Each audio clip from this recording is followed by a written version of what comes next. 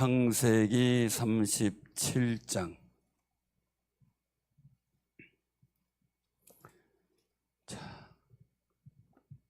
교독합니다.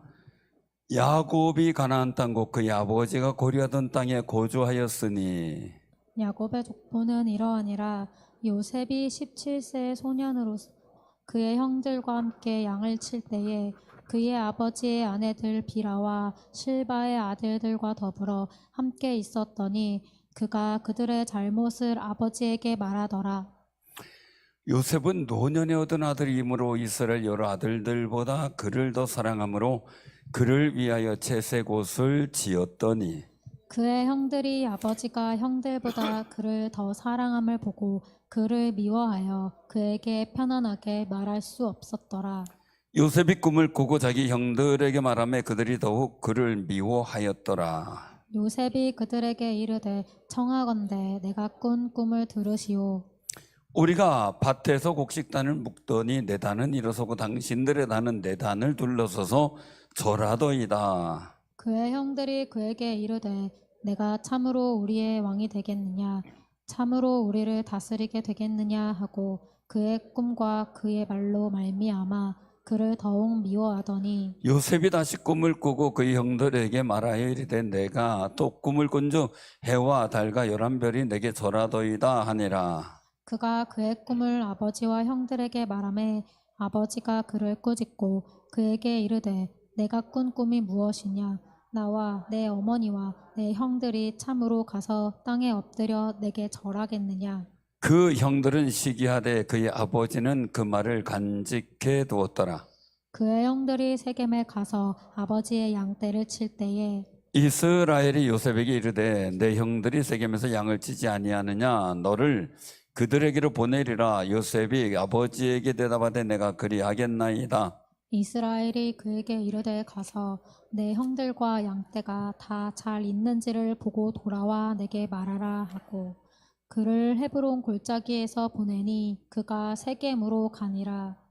어떤 사람이 그를 만난즉 그가 들에서 방황하는지라 그 사람이 그에게 물어 이르되 내가 무엇을 찾느냐. 그가 이르되 내가 내 형들을 찾으오니 청하건대 그들이 양치는 곳을 내게 가르쳐 주소서. 그 사람이 이르되 그들이 여기서 떠났느니라. 내가 그들의 말을 들으니 도단으로 가자 하더라 하니라.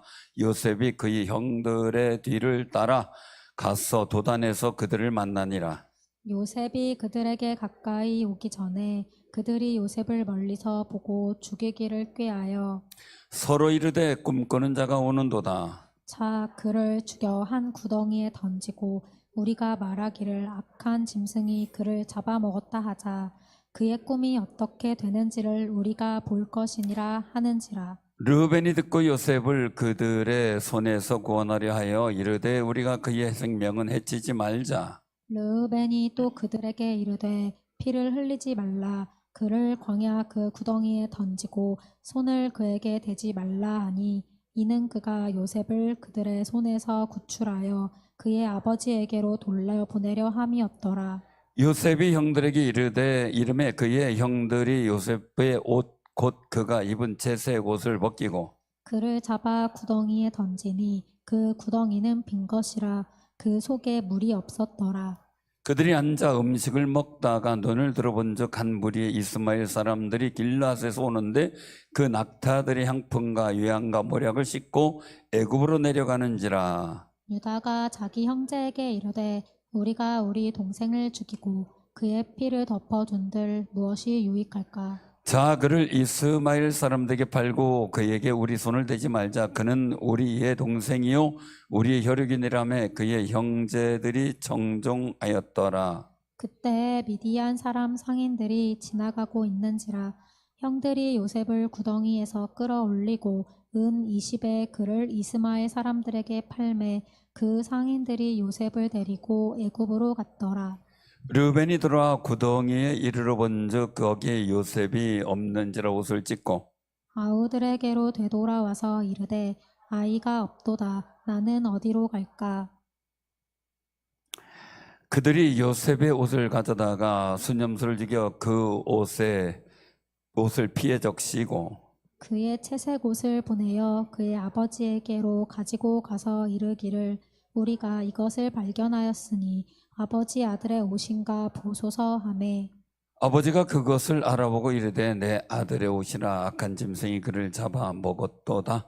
요셉이 분명히 찢겼도다 하고 자기 옷을 찢고 굵은 배로 허리를 묶고 오래도록 그의 아들을 위하여 애통하니 그의 모든 자녀가 위로하되 그가 그 위로를 받지 아니하여 이르되 내가 슬퍼하며 서울로 내려가 아들에게로 가리라 하고 그의 아버지가 그를 위하여 울었도다. 그 미디안 사람들은 그를 애굽에서 바로의 친위 대장 보디발에게 팔았더라. 아멘. 주님의 은혜가 함께 하시길 바랍니다. 저는 이 대목에서 볼 때마다 한 가지 생각을 합니다.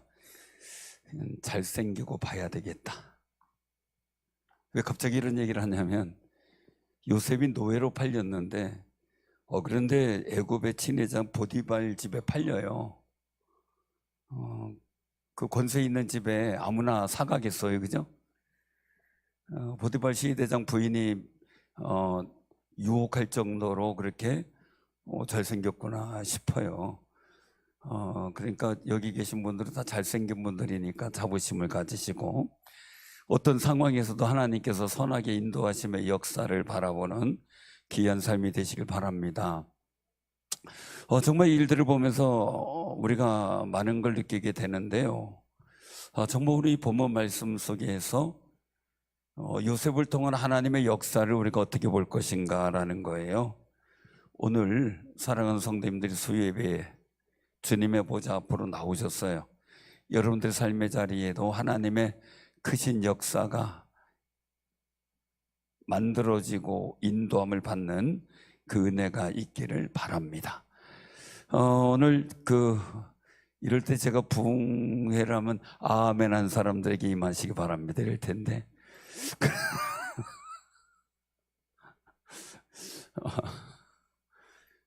모든 분들에게 임하시길 바랍니다. 오늘 봉독한 이 37장은 인류의 어떤 역사 속에 또한 성경의 일들 통해 보면 고난을, 그것도 깊은 고난이죠. 그 고난을 통과했던 인물인 요셉의 이야기를 보게 됩니다. 어떤 분들은 이거 읽으면서도 나도 이 정도는 된다 이러는 분들이 혹시 있을지 모르겠어요. 그러나 아무리 그래도 형제들이 죽이려고 구덩이에 던져놓거나 아니면 노예로 팔거나 그러진 않았잖아요, 그죠? 노예로 팔리지 않았으니까 여기 있는 거죠. 그런 걸 생각해 보면 참 감사하다. 또 오늘 가만히 보니까 양복을 입고 설교해도 될 만할 정도의 날씨가 됐어요. 그것 또한 감사하구나 그 생각을 해요. 감사하구나. 오늘 본문의 일들 보면 사람의 눈으로 보면요, 아버지 야곱의 편애, 그리고 형들의 시기, 그리고 음모, 또 배신, 자식을 잃은 아버지의 통고, 노예로 팔려가는 요셉, 이 모든 일들을 볼 때 하나의 드라마인데 이게 만약에 영화의 한 장면이고 드라마의 장면이었다면 여기서부터 이제 막 노예로 팔려가는 그 순간에 다음 시간에 계속 이러면 어떻게 됐을까요? 어떻게 되는 거냐, 저럴 수가 있냐, 내일 어떻게 될까 막 궁금해가지고 그 시간이 기다려질 거예요, 그죠? 우리는 이 드라마를 다 알고 있어요. 알고 있기 때문에 편하죠. 어떤 분은 드라마에서 주인공이 죽는다고 하나님 앞에서 그 주인공 살려달라고 기도하는 어느 그냥 권사님도 계셨다고 하는데 우리 교회는 그런 분이 안 계신다는 게 너무너무 감사하고, 아마 혹시 모르겠어요. 요셉을 구원해달라고 기도할 그런 분들이 있을런지. 근데 굉장히 여기서 중요한 일들을 우리가 보게 되는데요. 그런 정말 막장 드라마죠, 어떻게 보면, 그죠? 막장 드라마예요. 근데 우리가 살아가는 인생의 무대, 거기에는 우리가 살아가면서 예상치 못했던 극적이고 또 아프고 힘든 일들이 찾아올 수가 있어요. 사랑받던 자리가 하루아침에 절망의 자리가 될 수도 있고요. 또 믿었던, 정말 형제처럼 믿었던 사람이 어느 날 배신해서 정말 원수보다 더한 사람으로 나타나는 그런 고난의 밤을 지날 때도 있잖아요. 그래서 많은 분들이 인간애가 좋아서 친한 사람이 많고 그래서 좋다고 막 그랬는데 친한 사람이 많은 만큼 배신의 아픔도 크더라고요. 그게 사람이더라고요. 우리가 그냥 단순히 이런 면만 오늘 본문 속에서 봐야 되느냐라는 거죠. 인간의 어떤 정말 동생을 뭐 죽이려고 하고 노예로 팔고 이거는 잔인하죠. 악 중에 악이라고 할 수도 있고요. 물리주매 같은 경우는 뭐 어떤 이 존속살인이라든가 이런 것들이 너무 많이 일어나니까 우리를 경악하는 것도 이제는 지쳤죠. 그죠? 그런가 보다 하고 지나가는 그런 상황까지 돼버렸잖아요. 그런데 성경 속에서 나타났던 이 정말 악진하고 힘들고 어려운 그런 상황에서 우리가 보아지는 것은 뭐냐면 한치도 오차 없이 이루어 가시는 하나님의 거룩한 손길에 의한 구원의 역사예요. 구원의 역사를 보고 있는 거죠. 그 요셉의 삶을 통해, 야곱의 삶을 통해 역사하심의 일들, 아버지의 아픔, 야곱의 아픔의 일들을 야곱은 어쩔 수 없이 형의 위협을 통해서 외삼촌 라반의 집으로 도망갔지만 이제는 요셉은 형들에 의해서, 그것도 형이잖아요, 그죠? 형들에 의해서 강제적으로 죽음의 이익을 벗어나서 어떻게 됩니까?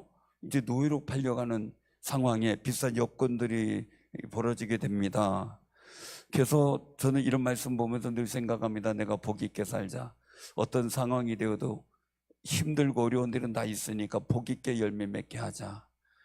그리고 이왕이면 어떤 일을 당하든 힘든 일이든 정말 이해하지 못할 일이 생길지라도 나는 그 속에서 하나님 앞에 복 있는 자리에 서자. 늘 복 있는 사람은 내서 시편 1편을 외우면서 늘 그 생각에서 왜요? 저의 삶이 우리 아들이나 딸에게 재현되니까 이왕이면 복 있는 일들을 만들어 가시기 바랍니다. 아멘. 그게 소망이에요. 제가 정말 지금도 그 얘기를 하면은 깜짝깜짝 제가 놀래기도 하는데 아들에게도 저런 일이 이런 생각이 들 때가 참 많거든요. 다 하시겠지만 모르는 분 때문에 한 번 더 말씀을 드리면 이런 관계예요. 제가 상황이 너무 똑같죠. 노회 체육대회, 시찰 대항, 배구 시합, 전이, 공격수예요. 앞에 서가지고 하는데 저는 착지에서 잘못돼가지고 왼쪽 무릎이 바깥으로 꺾이는 바람에 그것 때문에 사실은 전 못 걸을 뻔했습니다. 사실은 제가 지금 멀쩡하게 섰고 마음대로 다니지만 병원에서는 연골 다 깨지고 연골 다 긁어내야 되고 걸을 수 있을지는 수술해 봐야 되겠습니다 라고 할 정도예요. 근데 하나님께 기도하고 어떤 연유가 있었어요. 병원도 제가 못 갈 상황이고 기부스도 하는 것도 허락지도 않고 막 이런 상황까지 돼 있어가지고 정말 하나님 앞에 눈물로 기도할 수밖에 없고 아내도 맨날 밤마다 울며 기도를 했는데 개척하고 나서 하나님께 매달리고 기도하다가 극적으로 치유받았어요. 왜냐하면 모든 병원 다 다녀도 걷기 힘들다. 건대병원에 내시경 수술을 그때 처음 도입한 의사 선생님 마침 건대에 이제 교수로 와 계셨는데 그분한테 특진을 받을 기회가 됐는데도 불구하고 다 포기하고 하나님께 기도하던 중에 걷게 됐거든요. 너무너무 감사하죠. 여러분 하나님께 영광 돌려야 되죠. 그죠? 제가 건강하게 이렇게 다니니까 제가 흔들거렸습니다. 다리가 놀았어요. 무릎이. 근데 아들도 똑같이 노회체육대회, 시찰대항, 배구 전이 공격하다가 착지가 잘못돼서 왼쪽 발목 인대가 끊어집니다. 근데 저보다 난 거는 아들이 그래도 수술도 할 수 있었고 기부스도 할 수 있고 병원에 입원할 수도 있었던 거 저거 다른 거예요. 훨씬 낮은 여건이죠. 깜짝 놀랐습니다. 가슴을 쓸어내렸습니다. 그러나 신앙에서는 아브라함의 모습을 이삭이, 이삭의 모습을 야곱이, 야곱의 모습을 요셉, 점점 그래. 근데 어떻게 해요? 점점 복이 쏟아지는 모습으로 바뀐다는 거예요. 점점. 그 우리도 마찬가지예요. 복 있는 모습으로 점점 우리 자녀들에게 믿음의 유산이 전수되고 이어가도록 기도하는 귀한 삶이 되시길 바랍니다. 그래서 늘상 그 생각을 해요. 그래서 이 일들 통해서 보면서 참 야곱의 모습입니다. 그 모습을 보면서 생각을 하는데요. 야곱의 이제 족속, 가만히 보세요 한번. 에서의 에돔의 족속, 그 족속의 후대의 족보가 얼마나 대단합니까? 족장들, 나라의 왕들이 막 세워졌잖아요. 근데 그 에서의 아주 화려한 그 에서의 후손들의 족보가 나온 반면 야곱의 족보는 아주 작아요. 그것도 요셉으로부터 시작이 돼요. 가만히 보면, 자, 이때가 요셉이 한 17살 정도였다라고 이렇게 얘기를 합니다. 그 요셉은 뜻이 뭡니까? 여호와께서 더하시기를 원한다. 하나님의 은혜가 더하시기를 원한다. 그런 뜻입니다. 그래서 그 야사프라는 히브리에서 유래가 되는데요. 야곱 아버지가 라헬이 남긴, 사랑했던 아내 라헬이 남긴 노년의 아들 요셉을 다른 형제들보다 더 사랑했어요. 늦둥이가 이쁘다며요. 늦둥이가 이쁘다며요. 경험을 안 해보셨나요? 경험도 좀 해보세요. 누구를 지목할까요? 늦둥이.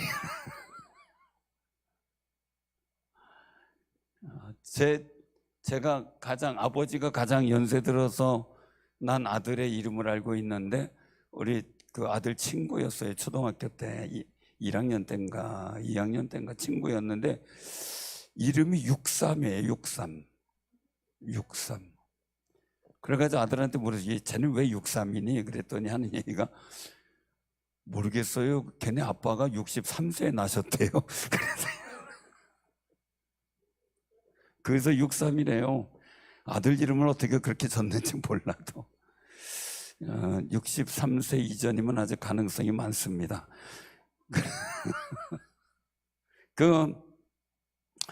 이렇게 굉장히 귀중한 아들이죠. 오랜만에 기다리고 대문이 닫혔다가 하나님께 기도함으로 열려서 얻어진 아들이에요. 얼마나 귀하겠습니까? 그게 다른 형들보다 더 사랑했어요. 그리고 그 사랑의 징표가 뭐였습니까? 요셉에게 채색옷을 입힙니다. 채색옷. 오늘날로 얘기하면 명품. 히브리어 원어로 보면은 이 채색옷이 케토넷 파심이라는 말인데 이 합성어예요. 케토넷이라는 말은 일반 노동자들이 입는 그런 그 발목까지 막 길게 내려오는 그런 그 옷이 아니라 짧은 옷. 그러니까 보통 영화에 같은 데 보면은 노동자들 옷이 짧잖아요. 바지도 짧고. 그런 게 아니라 손목, 발목까지 길게 내려오는 정교한 왕족의 옷, 귀족들의 의복 이런 걸 의미해요. 거기다 이제 파심이라는 말이 같이 합성으로 되어 있는데 그것은 이 파스의 복수형이다 이렇게 얘기를 하는데 화려한 직조 기술로 만든 장식이 달린, 그러니까 화려한 장식이 달린 옷. 이게 오늘 얘기하는 이 채색옷, 이 케톤의 파심이에요. 그러니까 형들은 태양볕 앞에서 양을 치면서 어떻게 해요? 땀 흘려 노동하는 노동자의 옷을 입었어요. 그러니까 일반 이걸 표현할 때 그렇게도 표현합니다. 길거리표 옷이라고. 길거리표. 쉬운 얘기하면 몸빼 옷이라고 할 수가 있겠죠. 그런데 이 켄톤의 파심은 어떤 거냐? 집안의 후계자이자 감독자의 권위를 상징해 줄 수 있는 옷이었다. 그렇게 기록되고 있어요. 그러니까 야곱이 요셉에게 이 옷을 입혔다는 것은 뭡니까? 맏 아들 루벤도 있죠. 그 형들 다 제쳐두고, 시몬과 레위도 유다도 다 제쳐두고 요셉을 집안의 마치 리더격, 가문의 수장격으로 삼겠다는 그런 의사 표현이 담겨져 있다고 보는 견해가 있어요. 그게 또 사실이고요. 그러니 형들이 볼 때 얼마나 기분이 삼삼하겠어요, 그죠? 자기는 노동자 옷을 입고 날마다 양치기 하러 다니고 지쳐가지고 오는데, 이 요셉은 그런 화려한 감독자 채색옷, 기죽옷이 없는 이 옷을 입고 딱 아버지 옆에 있으니 기가 막힌 거죠. 그래서 오늘 여기서 말씀하신 일들을 보게 되면 4절에 보니까 그렇게 말씀하죠. 그를 사랑을 보고 그를 미워하여 편안하게 말할 수 없었다. 편안하게 말할 수 없는 게 뭐예요? 그냥 마음 편하게 얘기 못한다는 거죠. 감정의 표현이 있고, 괜히 기분 나쁨의 표현도 있고, 그리고 또한 뭐예요? 말 한마디 해더라도 살이 들어있는 말을 하겠죠. 샬롬의 인사가 없다는 거예요. 샬롬. 그러니까 이런 일들 속에 서로 축복하는 그런 모습들도 없고, 근데 어느 정도냐? 오늘 여기서 말씀하고 있는 것을 보면 2절에 보니까 요셉이 어떻게 하고 있어요? 마지막 부분에, 2절 마지막 부분에 그가 형들의, 즉 그들의 잘못을 아버지에게 고자질하는 거예요. 자, 그럼 얼마나 미워요? 그러지 않아도 미운데 자기가 잘못하는 것들을 자꾸 고자질해서 돌아오면 열심히 일했는데 혼나기만 하고. 그래. 우리가 이런 일들을 보면서 느껴지는 거예요. 자, 그래서 이 감정적인 일들이 골이 깊어지고 관계가 적대적 관계 내지는 미워하는 그런 관계가 된 거죠. 그런데 거기에 기름을 붓는 사건이 생겨요. 꿈 사건이에요. 이거 그냥 조용히 기도하고 있든지 아니면 아버지한테만 얘기를 하든지, 여기서 얘기를 하고 꿈을 꾸고 나서 형들 와봐, 내가 재밌는 얘기해 줄게. 형들에게 말하면 이거예요. 그 뭐예요? 형 와봐, 내가 재밌는 꿈 얘기해 줄게. 그러면서 밭에 곡식단을 맺는데 자기 곡식단은 딱 서는데 형들의 곡식단이 자기를 둘러서 절하고 있다. 해와들 11별이 자기 별을 향해서 절하고 있다. 이 말을 들으니까 어떻게 돼요? 그러지 않아도 이 감독자 어떤 집안의 리더격이었던 옷을 입고 하는 짓이 막 고자질만 하고 미워 죽겠는데, 거기다가 거기에 그걸 확정적이라듯이 꿈 얘기를 하니 오늘 여기서 말씀하고 있는 거죠. 10절에 보니까 그 아버지가 그들을 꾸짖고요, 나와 내 어머니와 내 형들이 잠으로 가서 내 땅에 엎드려 내게 절하겠느냐 하고 책망을 하지만, 아버지는 어떻게 돼요? 그의 말을 간직해 두는 거예요. 왜요? 그 꿈이 진짜 이루어지나. 형들은 어때요? 시기했다. 우리가 이럴 때 보면서 이 구약에서 꿈을 뜻하는 히브리어를 보면요, 오늘 말씀 속에 보면 하롬이라는 말을 써요. 하롬. 이것은 성경에서 하나님이 주시는 계시로서 단순한 심리적 잔상, 즉 내가 하루 동안 생활하면서 받았던 스트레스나 아니면 뭐 마음의 바람 이런 것들이 꿈으로 잠시 나타나는 그런 심리적 잔상이 아니라 하나님께서 장차 이루실 미래의 구원, 계획을 위한 신적인 개입을 뜻하는 그 꿈이라고, 이걸 가지고 영몽이라고 하죠. 영몽. 근데 이 꿈 이야기를 들은 형들은 반응이, 감정이 폭발할 지경이죠.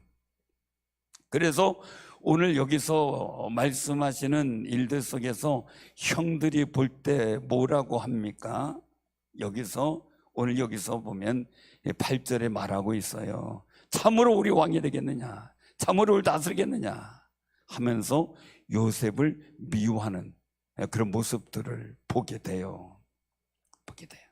그래서 요셉을 가르쳐서 이야기를 하는 게 어떻게 하냐, 꿈꾸는 자라고 하는 그런 칭호가 붙기 시작을 합니다. 그래서 오늘 여기 19절에 보니까 요셉을 보고 어떻게 돼요? 꿈꾸는 자가 오는도다. 이 꿈꾸는 자라고 하는 것은 비아냥거리는데, 이 바알의 주인이나 이 그 소유자를 뜻하는 용어예요, 이게 사실은요. 그래서 꿈꾸는 자, 이게 바알 하로못이라는 단어를 썼어요. 바알 하로못, 바알 신을 얘기를 하죠. 그래서 저 바알의 신, 즉 말로 쉽게 얘기하면 이 사단에 사로잡힌 자, 이런 의미가 될 수가 있겠죠.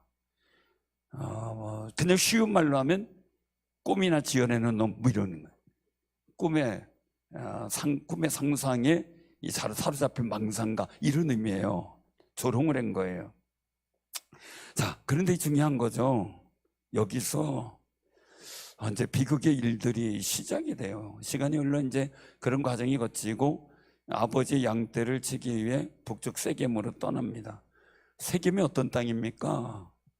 그 야곱이 아버지 집에 돌아올 때 자기 딸이 겁탈당하고, 그리고 또한 시몬과 레위가 살인자가 되는 그 사륙이 저질렀던 그 땅이잖아요. 그 땅으로 가는 아들들이 얼마나 걱정됐겠습니까? 사실은 다 지난 일이지만 말이에요. 그래서 야곱이 형들의 안부가 걱정되니까 요셉을 보내기로 해요. 그래서 14절에 보면 야곱은 요셉을 헤브론 골짜기로 보내게 되는 그런 모습을 보게 되죠. 그 세겜 땅으로 말입니다. 그런데 문제는 이 헤브론의 뜻이 뭡니까? 교제, 연합을 뜻하는 거예요. 헤브론. 정말 평화롭고 따뜻한 아버지 품인 그 헤브론을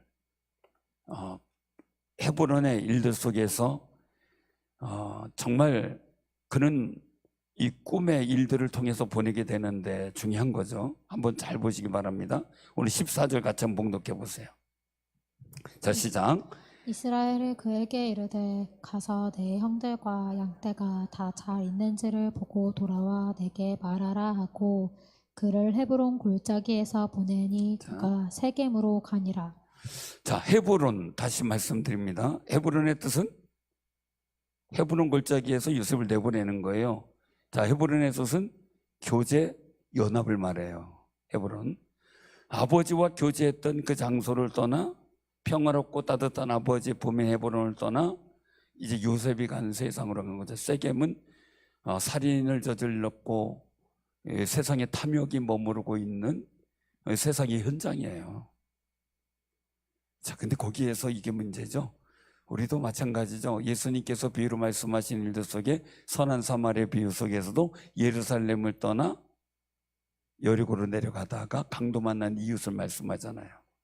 우리는 한시라도 하나님과의 교제, 그 영적인 은혜의 현장을 떠나서는 안 돼요. 정말 그 거룩한 장소를 지켜나가는 귀한 삶이 되시길 바랍니다. 그러니까 이 자리에 나와 있는 거죠. 할렐루야. 복된 역사가 있길 바라고요. 그런데 이제 그 일들 속에 요셉이 세겜에 도착했지만 형들이 없어요. 그래서 방황했다고 말해요. 어디로 가야 될지 길을 못 찾는 거죠.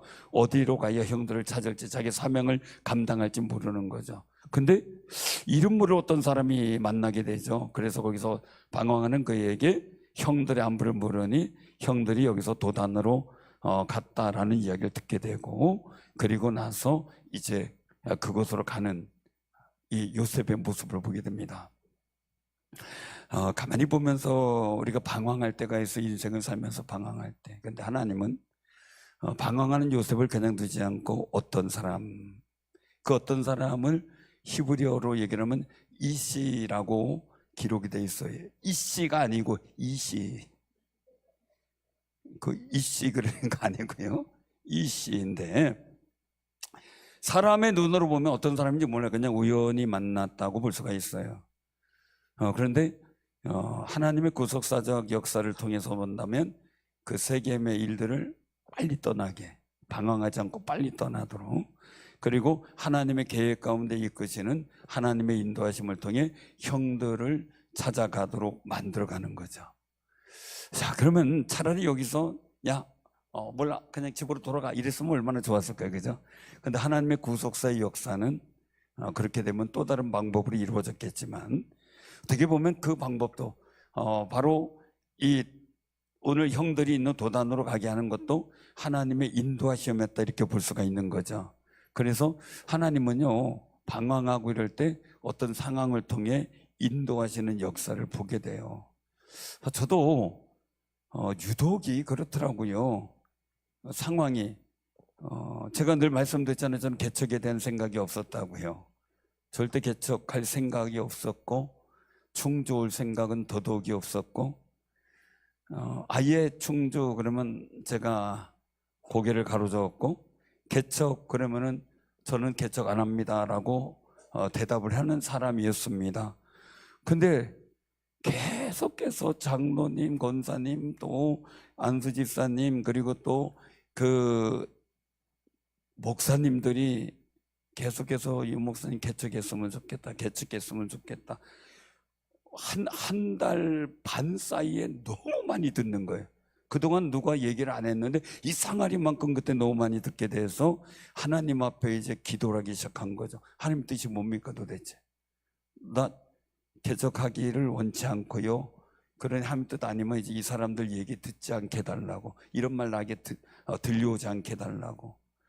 사실은 저에겐 기회가 많았어요.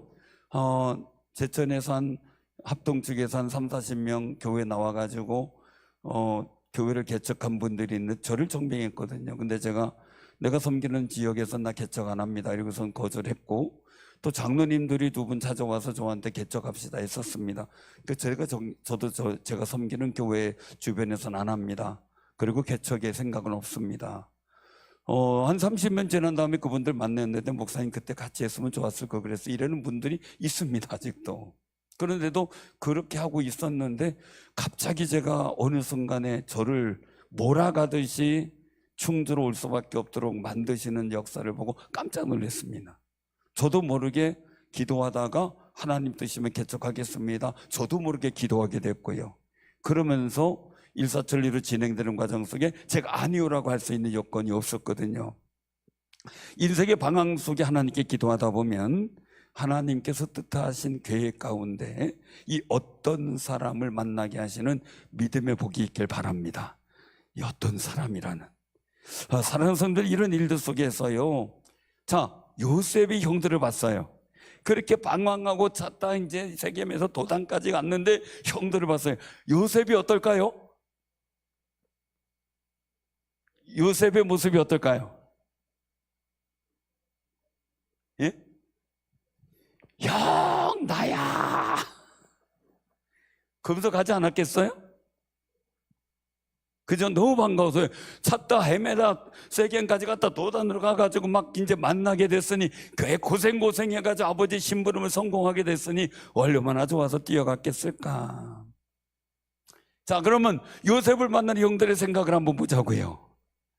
자, 19절 20절 어떤가요? 자, 시작. 서로 이르되 꿈꾸는 자가 오는도다. 자, 그를 죽여 한 구덩이에 던지고 우리가 말하기를 악한 짐승이 그를 잡아먹었다 하자. 그의 꿈이 어떻게 되는지를 우리가 볼 것이니라 하는지라.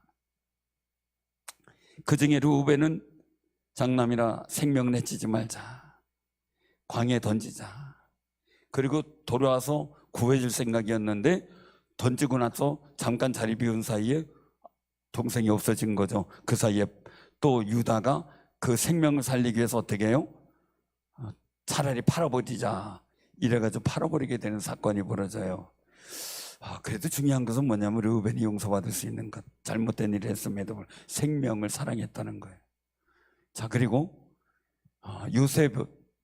요셉을 사랑하지는 않았겠지만 말이에요, 그래도 요셉의 생명을 존중히 여기고 죽지 않기를 바라서 계획을 세운 게 유다인데, 유다가 결국은 믿음의 장자가 되잖아요. 정말 남을 죽이려고 하지 마세요. 남을 죽이려고 하면 내가 죽어요. 그게 하나님의 섭리더라고요. 끝까지 사랑해주고 존중해주고 하다 보면 하나님이 알아서 하실 일이고, 내가 할 일은 뭡니까? 하나님의 구원하심과 인도하심을 보는 거죠. 자, 그러면 형들이 오늘 여기서 말씀만 내려보면은 그의 꿈이 어떻게 되는지를 우리가 볼 것이니라. 자, 그 고백대로 하나님이 요셉에게 준 꿈의 역사가 이루어지는 그런 모습을 보게 되죠. 자, 형들이 요셉을 보고요, 야, 그를 어떻게 할까? 라는 고민들을 하게 되죠. 18절에 보면 죽이기를 꾀하여 라는 말이 나오는데, 이 꾀하여 라는 말을요, 히브리어 부르니까 와이트나클루라는 말이, 와이트나클루. 자기들끼리 머리를 맞대고 교활하고 교만하게 음모를 꾸몄다. 마음속으로 교만과 질투가 가득해서 친동생을 살해하려고 하는 그런 무서운 제약이 싹트고 있었던 거죠. 우리는 그 꾀하는 일들 속에서도 하나님의 계획은 이루어지기 때문에요. 하나님은 알고 계시잖아요. 만약에 요셉이 하나님의 거룩한 뜻과 은혜를 몰랐다면 형들은 다 죽은 목숨이겠죠. 근데 그들이 하나님의 구원의 역사를 나중에 보게 돼요. 자, 그러면 우리는 꼭 기억하셔야 돼요. 인간의 악의가 하나님의 작정을 파괴할 수 있다고 착각하지 말아야 돼요. 우리는 하나님의 계획선상에 있는 일들을 막을 수도 없고 막아서도 안 돼요. 그 일들은. 그런데 그걸 막으려고 하고 하다가 보니까 어떻게 돼요? 문제가 생기게 되고, 그리고 하나님 앞에서 온전하게 인정받지 못하는 게 돼요. 그래서 세상에도 그렇지만 총회나 노회나 모든 일들 속에, 또한 교회에서도 마찬가지입니다. 우리가 정치라는 것을 해. 정치는 다스린다는 얘기예요. 다스린다는 뭡니까? 평안하게 다스리고요, 복 있게 되도록 다스리고요, 하나님의 구원의 뜻이 이루어지도록 다스리는 게 정치예요. 근데 여기처럼 이 형들이 하는 정치라면 안 돼요. 꾀를 내어 죽이자, 모하자, 이렇게 되는 게, 그게 하나님의 거룩한 뜻이라면, 사울왕은 다윗을 죽이려고 했잖아요. 꾀를 내잖아요. 그것 때문에 자기가 죽잖아요. 왜요? 하나님의 계획은 다윗을 왕으로 세우는 거잖아요. 그 뜻에 반하는 행동을 했을 때 그것은 어떻게 돼요? 하나님을 대적하는 거잖아요. 그러니까 우리가요, 정말 중요한 것은요, 복 있는 계획과 복 있는 생각이 많아야 돼요. 저거 어떻게 하면 골탕 먹일까? 머리 맞대고 저거 어떻게 하면 약을 올릴까? 이런 거 하면 안 돼요. 아셨죠? 어떻게 하면 우리가 복되게 할까? 어떻게 하면 우리가 기도하게, 어떻게 하면 전도하게 할까? 어떻게 하면 우리가 서로 정말 축복할까? 뭐 이런 게 돼야 되지. 저거 어떻게 한번 저거 이렇게 하면 안 돼. 그래서 형들이 물론 이 악한 일들도 어떻게 하나님은 선하게 풀어가셔요.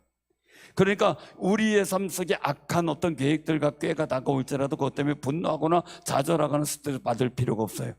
누구를 믿고 의지해야 돼요? 하나님의 도우심을 바라봐야 돼요. 그게 성경이고 우리가 가져야 될 거룩한 영성이에요. 그럼 하나님께서 역사하심의 일들을 보게 되는 거죠. 형들이 요셉을 만나자마자 요셉은 반가워하는데, 형들은 그가 입던 원수 같은 옷이죠. 밉상 맞은 옷, 채색 옷을 그냥 이 캐톤의 팥심을 확 찢겨버립니다. 그리고 구덩이에 집어 던져버립니다. 이제 시몬 레위가 살인을 한 그 장소를 물론 조금 벗어났지만, 그래도 이 형들이 동생을 죽이려고 하는 일들이 벌어지게 된 거죠. 마침 그때 그 구덩이가 물이 없는 구덩이에 그나마 다행인 게, 하나님께서 그 구덩이에 물 없게 하신 게 감사한 거죠. 만약에 물이 있었으면 죽었을 테니까요. 그래 중요한 거죠. 하나님은요, 어쨌든 간에 하나님의 구원의 역사의 일들을 만들어 가기 위해서 사는 길을 보여주셔요. 우리 꼭 기억하셔요. 사명자는 죽지 않아요. 아멘. 우리 옆에 분하고 인사 나누세요. 사명자가 됩시다. 자, 영화의 주인공이 가끔 죽는 경우도 있지만 영화의 주인공은 절대 안 죽어요. 여자는 마지막에 죽었다가도 누가 나타나요? 백마 탄 남자가. 남자는 누가 나타나요? 거의 다 죽었다가 그 위기의 순간에 아름다운 여성이. 그게 영화의 한 장면이잖아요. 조연들은 총알이 비껴나가도 죽어. 근데 주인공은 수십 발을 막아도 살아. 그게 영화의 모습이에요. 그러니 이왕이면 사역자들이 되세요. 사명자들이 되세요. 그러면 우리가 하는 일에 중요한 일들을 만들어가는 귀한 삶이 될 줄로 믿습니다. 자, 유다의 제안도 있었습니다. 르벤의 제안도 있었습니다. 근데 중요한 것은 뭡니까? 그가 이제 그 일들 속에서 팔리게 되죠. 이스마엘 상인들에게 노예 한 명의 평균 몸값이 은 20세겔이에요. 예수님은 몇 개 팔렸습니까? 은 30에 넘겨집니다. 요셉의 옷에 피에 적시듯 채색 옷에 피에 적시듯 예수님은 가룟 유다의 은 30에 팔려 옷이 벗겨졌고 그 옷은 십자가의 피로 적셔졌습니다. 요셉의 모습은 결국 예수님의 오실 그 표상과 예표였다라고 이야기를 합니다. 중요한 것은 뭡니까? 이런 과정 속에서 하나님의 큰 거대한 그림을 모르는 형들은 요셉을 죽였다고, 이제 노예로 팔았다고 아주 그냥 이제는 후련하게 생각을 합니다. 하나님의 구원의 역사 속에 요셉을 통해서 이루어갈 그 뜻을 모르는 야곱은 아들을 잃어버렸다고 정말 애통해하고 통곡하며 나도 서울 지옥으로 가겠다고, 서울은 지옥이잖아요. 거기로 가겠다고 그렇게 통곡을 합니다. 사랑하는 성도님들, 성경은 그렇게, 오늘 37장은 그렇게 끝맺음합니다. 36절이죠. 같이 봉독합니다. 그 미디안 사람들은 그를 애굽에서 바로의 신하 친위 대장 보디발에게 팔았더라. 그리고 다음 기회에, 다음 해에 넘어갑니다. 그 다음에 새로운 반전이 이루어지게 되죠. 만약에 하나님의 거대한 역사를 알았다면 야곱은 그렇게 애통해하지 않아도 돼요. 그죠? 하나님의 거룩한 뜻이 있겠거니 하고 기도하겠죠. 형들은 하나님의 구원의 역사에 두려워하겠죠. 우리는요, 내 인생의 한 단편만 딱 보면요, 절망적이고 정말 속상하고 가슴 아프고 희망이 없어 보이기도 하고요, 낙담되는 일들이 얼마나 많습니까? 그러나 역사를요, 지금까지 여러분들의 삶을 쭉 보듯이요, 단편적으로 세대주의라래요. 딱딱 끊어서 요것만 보는 것들은, 그건 세대주의적 사고로 우리가 보지 말고요, 통역사라거든요. 내 인생의 통역사, 성경의 통역사를 보는 거죠. 그러면 창세기에서부터 시작된 여인의 후손이 그 구원의 메시지가 계속 이어져서 아브라함서부터 이루어지는 믿음의 대가 이루어지고, 그 다윗의 혈통을 통해 예수님이 탄생하고 구원의 역사가 이루어지고, 이제 본향인 천국의 역사가 나타나는 전체적인 통역사라고 얘기를 해요. 우리 인생도요, 단편적인 역사로만 속상해하지 말고요, 그 속에서 하나님의 구원의 역사가 어떻게 이루어질지를 바라보고 믿음으로 기도하고, 그리고 하나님의 역사가 이루어지길 기대할 줄 아는 그런 귀하고 복 있는 삶이 되시길 바랍니다. 아마 만약에 요셉이 그런 역사관이 없었다면 절망하고 좌절했을지 모르겠습니다. 그러나 그가 어디로 가든지, 이제 38장에서 다시 나오지만 그는 달랐습니다. 하나님의 구원의 역사를 보기 때문이죠. 여러분들도 어떤 상황에서도 하나님의 구원의 역사를 바라보고 승리하는 귀한 성도들, 이 요셉을 통하여 보여주는 하나님의 역사 속에 여러분들의 역사를 통해 하나님의 뜻을 이루어 가시는 주님의 그 거룩한 손길을 믿어지고 확신되기를 주님의 이름으로 축원합니다.